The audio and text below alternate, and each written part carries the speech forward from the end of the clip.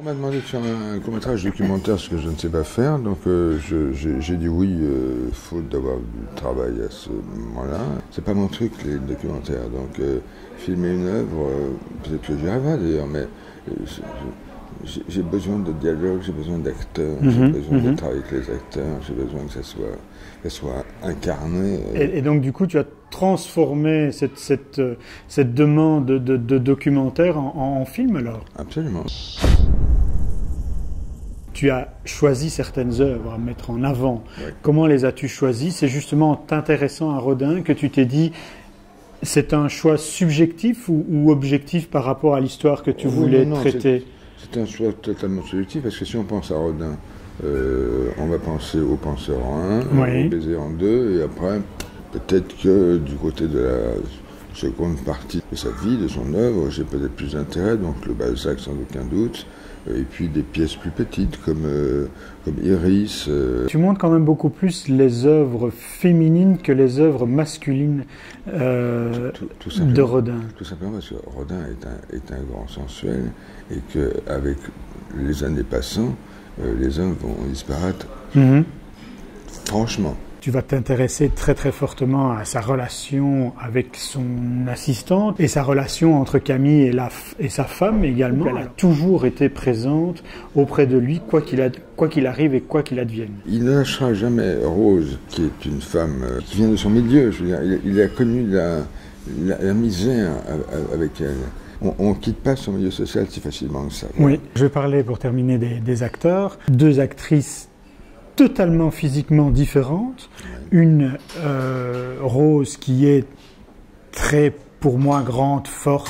On voit le pilier de la vie et on voit à l'opposé Camille qui est une jeune fille souriante, étincelante. Et je trouve que ce choix entre les deux actrices est très intéressant parce qu'on voit vraiment les deux personnages déjà rien que dans leur physique. Oui, il y a un feu de joie qui illumine Rodin, évidemment, c'est Camille. Rose, c'est la force, et quand je dis force, je ne me trompe pas de mots, c'est la force de l'habitude.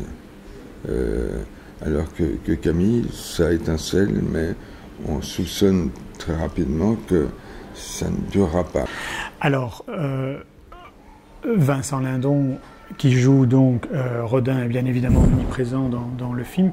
Moi, je voudrais savoir s'il a joué un rôle au niveau du scénario. Est-ce qu'il, en lisant le scénario, est-ce qu'il a donné des conseils, des directives, des volontés de changer certaines scènes ou des choses comme ça? Oui, on a toujours des discussions avec les acteurs. Il y a des choses, il y a par exemple des fragments, des phrases comme ça, où tout à coup, c'est pas si simple pour eux de le dire. S'ils sont chargés de choses qui ne leur conviennent pas, c'est difficile. Donc on a fait moi j'étais un petit peu long de toute façon. Donc, je savais qu'il y avait quelques scènes qui sauteraient. Il y avait des scènes, 2-3 scènes qu'il n'aimait pas, que j'ai conservé parce que je pensais qu'elles étaient très, très, très, très utiles. Il a été intéressant aussi à un autre moment, au moment du montage. J'ai commencé à monter en découpant un petit peu trop et ça ne me satisfaisait pas vraiment. Il m'a dit je vais venir te voir et j'étais content qu'il vienne me voir au montage dans ma Normandie, pas du tout natale. Et là, il a eu le même sentiment que moi. Moi, je me suis tu. Et le nombre de plans montés de façon un peu traditionnelle, pas avec 1000 plans, mais avec 300 plans. Donc, c'était beaucoup moins de plans déjà. Mais tout à coup, comme il avait le sentiment juste d'avoir tourné des plans séquences, c'est-à-dire que comme on tournait la scène entière toujours. Et là, il m'a dit, c'est curieux parce que moi, j'ai le sentiment d'avoir tourné des plans séquences et je crois que c'est très découpé comme si... Enfin, très découpé. Que c'est un petit peu découpé, comme si on avait tourné le début, et puis le milieu, et puis la fin.